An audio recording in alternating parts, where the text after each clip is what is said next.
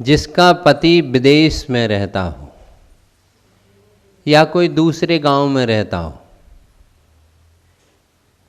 वो पत्नी अपने पति को कैसे याद करती है? जब उसकी याद आ जाती है। जिसका इकलौता बेटा हो, अब वो कहीं विदेश में पढ़ रहा हो या फिर पूना को छोड़कर दिल्ली में पढ़ता हो, तो वो माँ वो पिता अपने बेटे को कितने दिल से प्यार करते हैं। जब आप दुकान पर बैठते हैं, अपने ऑफिस पर बैठते हैं, जब आपकी दुकान पर कोई ग्राहक आ जाता है, उसको देखकर आप कैसे याद करते हैं ग्राहक को? ऐसे ही श्रद्धा से, ऐसी ही आत्मा से हम उन परमात्मा को ऐसा याद करेंगे आज, जिनको हमने देखा नहीं है। देखिए, भक्त की भक्ति देखिए। सिद्धों को क्या हमने देखा है? आपने देखा है, लेकिन सिद्धों को देखा नहीं है। लेकिन उनके प्रति हमारा कितना बड़ा श्रद्धान है कि उसके आराधना के लिए हम सिद्ध चक्र, भारत देश ही एक ऐसा है कि जहां पर भक्तिवान व्यक्तियों के रक्तों में होता है। भारतीय जो होते हैं ना, इनका जो रक्त प्रवाह होता है ना, खून है जो इनके ब्लड में, श्रद्धा और भक्ति भरी हुई है। हिंदू समाज में क्या करते, अभी छठ आया था, एक छठ का पर्व, बिहार की ये विशेष परंपरा है। और हिंदू धर्म की भी परंपरा है, क्या करते हैं, गंगा का जल लेते हैं, नदियों का जल लेते हैं, नदियों का जल लेते हैं और चढ़ाते किस में हैं? नदी में ही चढ़ा देते हैं। यहां जल का महत्व नहीं है, यहां चढ़ाने का महत्व नहीं। यहां विषय क्या ग्रहण करना अपने को कि आदमी की श्रद्धा कितनी बड़ी है। कोई श्रद्धा के वशीभूत होकर के उसी जल को लेकर उसी को चढ़ा देता है। आप जो चावल और पुष्प और नैवेद्य लाए हैं, अष्टद्रव्य की सामग्री लाए, उन चावलों से आप खीर भी बनाते हो, राइस भी अपना बनाते हो, लेकिन उन चावलों को आप आज किस लिए उपयोग कर रहे हैं? श्रद्धा भक्ति से चढ़ा रहे हैं, तो वो चावल आपके लिए अक्षय पद को देने वाले हो जा रहे हैं। डाइनिंग टेबल पर जब आप नैवेद्य खाते हैं, मिठाई खाते हैं, और आज वो नैवेद्य आप श्रद्धा और भक्ति से भगवान के लिए चढ़ा रहे हो, और क्या भावना भाते हैं? हे भगवान, मेरा जीवन का जो महारोग है वह क्षुधा भी, यानी यहां क्या है तो वही मिष्ठान, लेकिन यहां पर उस मिष्ठान को हम नैवेद्य के रूप में चढ़ा रहे हैं। है तो वही जल जिससे आप स्नान करते हैं, अपने पैरों को धोते हैं, अपने वस्त्रों को धोते हैं, और उसी जल को लेकर जब आप भगवान के मस्तक पर डाल देते हैं, वह श्रद्धा भक्ति से आपके लिए कर्म निर्जरा का और रोगों को नष्ट करने वाला हो जाता है। अर्थात जल में शक्ति है कि आपकी भक्ति में ये दीपक भगवान के चरणों में आप मांगलिक कार्यों में अपने घर में भी प्रज्वलित करते हैं, लेकिन ये दीपक इसलिए जला रहे हैं, दीपावली को भी जलाए होंगे आप लोगों ने, हमारे घर में खुशहाली हो। लेकिन आज यहां जो दीपक आप जला रहे किस लिए? कि हे भगवान, ऐसा केवल ज्ञान मेरी आत्मा में प्रकट हो जाए। हे भगवान, हम इसलिए जला रहे हैं दीपक, इसलिए हम दीपक आपके चरणों में समर्पित कर रहे हैं। कार्तिक मास में प्रायः कर्नाटक और तमिलनाडु में कार्तिक महोत्सव विशेष रूप से मनाते हैं। भगवान की जो वेदी होती है ना, उस वेदी के सामने ये चाइना के नहीं, ये डुप्लीकेट दीपक नहीं, ओरिजिनल घृत के दीपकों को लेकर के भगवान के मंदिर के सामने वेदी को अलंकृत करते हैं। ये इसलिए अलंकृत करते हैं कि हे भगवान, अनादिन कालीन से जीव का जो मिथ्यात्व है वह विलीन हो जाए। हे भगवान, हमारी आत्मा में परमात्मी ज्ञान प्रकट हो जाए, इसलिए आत्म ज्योति और ज्ञान ज्योति को जलाने के लिए आप लोग भगवान को क्या चढ़ाते हैं? दीपक। कि हे भगवान, एक दीपक कौन होता है? एक दीपक होता है कुल दीपक। पुत्र को क्या कहते हैं? कुल किससे चलता है? पुत्र से। ये कुल दीपक है। और एक दीपक कौन सा है? धर्म दीपक, जो भगवान आदिनाथ से इस युग में अपेक्षाकृत स्थापना इससे से प्रज्वलित किया गया है। वह अनादिन काल से जो हमारी आत्मा में अज्ञान और मिथ्यात्व और मोह को नष्ट करने वाला ऐसा धर्म है त्रैलोक दीप का। शास्त्रों में क्या कहा गया है धर्म को? त्रैलोक दीप कहा। तीनों लोकों के जीवों के दिल और दिमाग में धर्म को प्रकाशित करने वाला है दीपक। धर्म किसके मन में आता है? धम्मो शुद्धस्य चेष्टई, जिनका भावनाएं मन और पवित्र हो जाते हैं, उनकी परिणति ही पवित्र हो जाती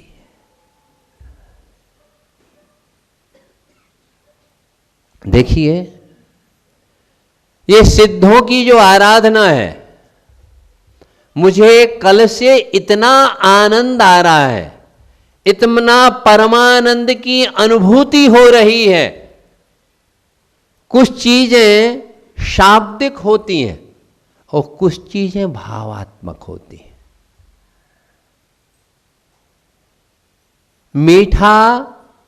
मिठाई मीठी होती है, ये बोला जाता है, और जिसने मीठा खाया हो वह बोलता कम है, अनुभव ज्यादा आता है। ये धर्म हमारा अनुभव का विषय है। धर्म अनुभूति है। वस्तु स्वभावो धम्मो, ये हमारा क्या है? आत्मा का रिलेशन है, आत्मा की पर्सनल प्रॉपर्टी है। हम सिद्धों की आराधना इसलिए कर रहे हैं कि हे भगवान, मेरी आत्मा शुद्ध बुद्ध हो जाए। हम भगवान को सोहम से सिद्धोहम की यात्रा कर रहे हैं। हम कि हे भगवान, जैसे आप हैं वैसे मैं बन जाऊं। यही सिद्धों की आराधना है। कल आपने 64 अर्घ चढ़ाए, रिद्धिधारी मुनियों के अर्घ चढ़ाए। अभी वर्तमान में पंचम रिद्धि क्या है? आत्मा का स्वभाव। रिद्धि क्या है? आत्मा का स्वभाव है। जैसे अनार फल है ना, इसको आप खोलेंगे तो इसका स्वभाव, इसमें जूस निकलेगा ही निकलेगा। ऐसे जब हमारी आत्मा से विभाव परिणति दूर हो जाती है, जब हमारी आत्मा से जैसे सूर्य से बादल दूर हो जाते हैं तो सूर्य प्रकाशमान हो जाता है, ऐसे कर्मों का आवरण जब हमारी आत्मा से अलग हो जाता है तो हमारी आत्मा सिद्धत्व को प्राप्त हो जाती है। विभाव से रहित अवस्था का नाम है स्वभाव। ये जो सिद्धियां हैं, रिद्धियां हैं, यह आत्मा का स्वभाव है। वो साधु अपने जीवन में साधना परमात्मा बनने के लिए करता है। साधु अपने जीवन में जो भावना भाता है भगवान बनने के लिए, प्रभावना के लिए नहीं भाता है। यहां पर आध्यात्मिक भाषा का महत्व नहीं है जैन धर्म में। आध्यात्मिक ग्रंथों का महत्व अपेक्षाकृत नहीं है, आध्यात्मिक भावों का महत्व है। आध्यात्मिक ग्रंथ हमारे आध्यात्मिक भावों की विशुद्धि को कारण बन जाएं। जैन धर्म में जो भी किया जाता है सिर्फ अपने आत्मा का शुद्धिकरण, आत्मीय ज्ञान के लिए किया जाता है। हे भगवान, कब हमारा आत्मा का स्वरूप प्रकट हो जाए। 64 जो रिद्धियां हैं, अभी पंचम काल के किसी भी संत भगवंत को नहीं हुआ सकती है, होती नहीं होती है। लेकिन आज भी यदि आप उन संतों को रिद्धिधारी संत मान के पूजेंगे तो आज भी वो आपकी कर्म निर्जरा का कारण बनेंगे। आज भी आपको वही पुण्य को देने वाले होंगे, निश्चित है। धर्म क्रियात्मक से अधिक भावात्मक है। जैन धर्म में क्रिया को गौण कहा गया है, भावों को प्रधान कहा गया है। जीवन में सदैव सुखी कौन रहते हैं? सुखी रहने की प्रयत्न कम कीजिए, पहले जीवन में संतुष्ट हो।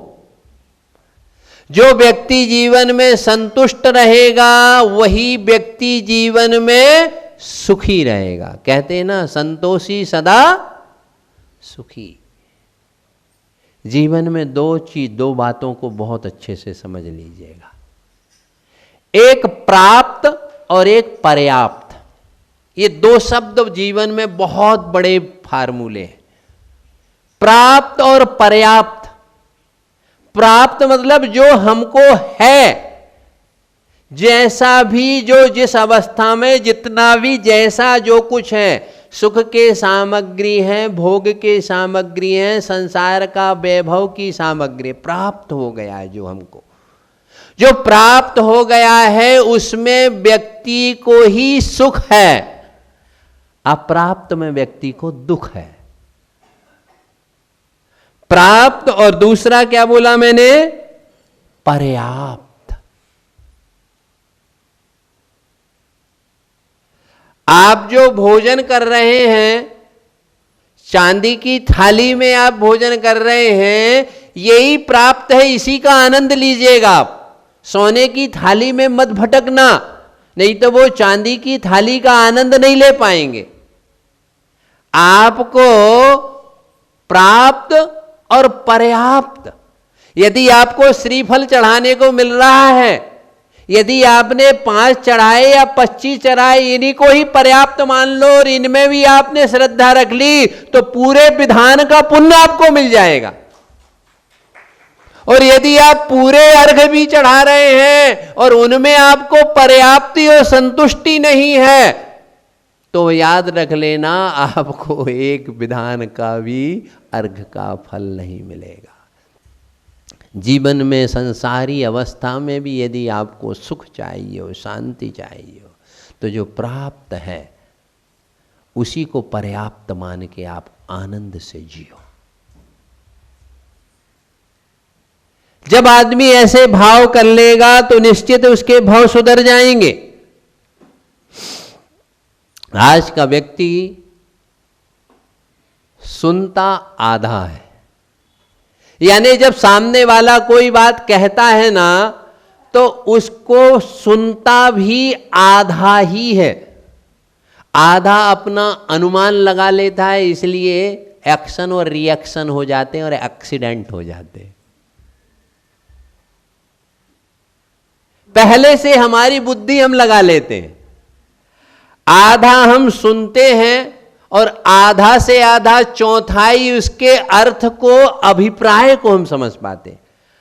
क्या होता है, विवाद क्या हो जाता है, जब हम बात को सुनते नहीं हैं और समझते नहीं हैं, तो महाभारत। तो सामने वाले की बात को हमको पूरे, सामने वाले की आप बात को सुनो, दिल से सुनो, बिल्कुल मत करना, बहुत बड़ा प्रभाव हो जाता है। लेकिन हम उसको सुनने में अपना लक्ष्य नहीं देते और सुनने के बाद उसको समझने का अभिप्राय ही हम नहीं समझते, और फिर हम उस बारे में सोचते ही नहीं है सामने वाले ने क्या कहा, बल्कि हमारी प्रतिक्रिया हम उससे 10 गुनी कर देते, इसलिए व्यक्ति को अशांति हो जाती है। जीवन में जीना हो तो फूलों की तरह बिल्कुल मत जीना, क्योंकि फूलों की तरह आप यदि जीवन में जिएंगे ना, तो फूल क्या होते हैं, मुरझा भी जाते हैं, और जो फूल फूल जाते हैं उन्हें तोड़ दिए जाते हैं। जीवन को जीना है तो पत्थर जैसे जियो, पत्थर जैसे जीवन में परिस्थितियों से समायोजन करो, क्योंकि पत्थर जैसे जियोगे ना, तो उसे यदि तराशा जाएगा तो पत्थर में भगवान बन जाते हैं। ऐसे विषम परिस्थितियों में जब हम ठोकर खाएंगे, तो एक दिन हम भी सिद्ध हो जाएंगे। जिंदगी एक ऐसी, जिंदगी क्या है, किसी से पूछा कि जिंदगी क्या है, बोली जिंदगी कोई किताब है, नहीं, जिंदगी वो किताब है जिसे पढ़ा नहीं जाता है, जिसे गढ़ा जाता है। जिंदगी एक प्रैक्टिकल लाइफ है। जिंदगी में थ्योरी जो अपन सुनते हैं और पढ़ते हैं और देखते हैं वह कम होता है, जीवन में हमारे व्यवहार में और क्रियाओं में क्या आ रहा है, उससे हमको जीवन का अनुभव प्राप्त होता है। जिंदगी में सुख और दुख एक सिक्के के 2 पहलू हैं। सिक्का होगा तो चित्त है तो पट्ट होगा ही।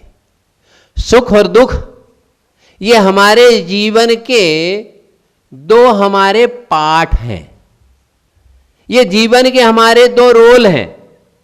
यदि जीवन में दुख आ जाता है तो हम अटक जाते हैं, और जीवन में यदि सुख आ जाता है तो हम भटक जाते हैं।